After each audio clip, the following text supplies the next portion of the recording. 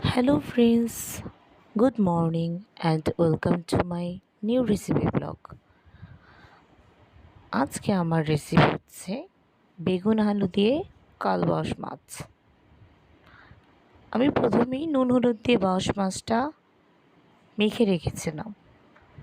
এখন আমি এগুলোকে ভেজে নেব।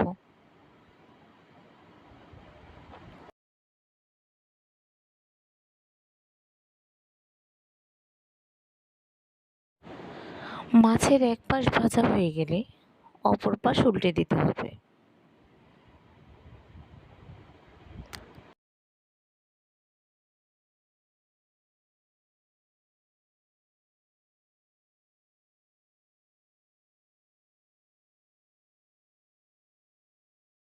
কিছুক্ষণ পর আরেকটু উল্টে পাল্টে মাছগুলো উঠিয়ে নিতে হবে।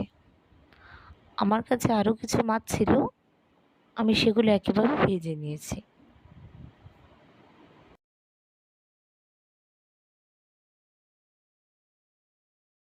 এখন তেলে অল্প মেথি দিয়ে মেথিগুলো থেকে সুন্দর একটা গন্ধ বেরিয়ে এলে এতে হালকা পেঁয়াজ কুচি দিয়ে নাড়াচাড়া করে নিতে হবে।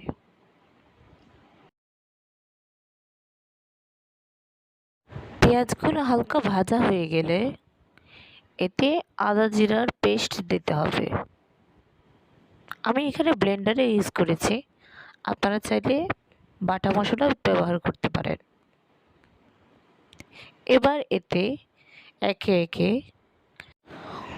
অল্প ধনে গুঁড়া, হলুদের গুঁড়া, মরিচের গুঁড়া ও লবণ দিয়ে মশলাটাকে ভালোভাবে কষিয়ে নিতে হবে। যতক্ষণ না পর্যন্ত মশলায় তেল উঠে আসে ততক্ষণ পর্যন্ত কষাতে হবে এবং দেখতে হবে যেন মশলা পুড়ে না যায়।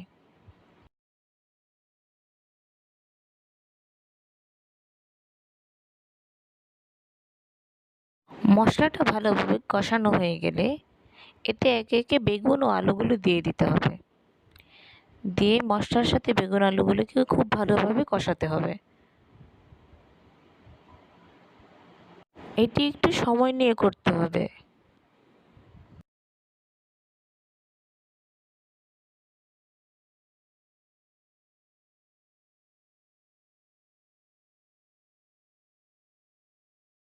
বেগুন ও আলুটা কষানো হয়ে গেলে এতে জল অ্যাড করতে হবে। আমি এখানে গরম জল অ্যাড করেছি। এরপর আলু ও বেগুনগুলো 80% সেদ্ধ হয়ে গেলে ভাজা মাছগুলো দিয়ে দিতে হবে।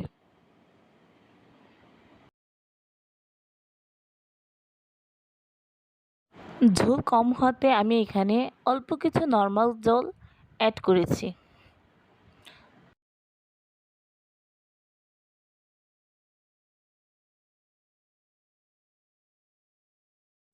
এখন ঝোল ফুটে আসলেই মাছের ঝোল রেডি। আমার রেসিপি ভালো লাগলে ভিডিওতে লাইক দিয়ে চ্যানেলটিকে সাবস্ক্রাইব করে পাশে থাকবেন। আমি আমার দৈনন্দিন দিনের রান্নাবান্নায় তুলে ধরার চেষ্টা করি।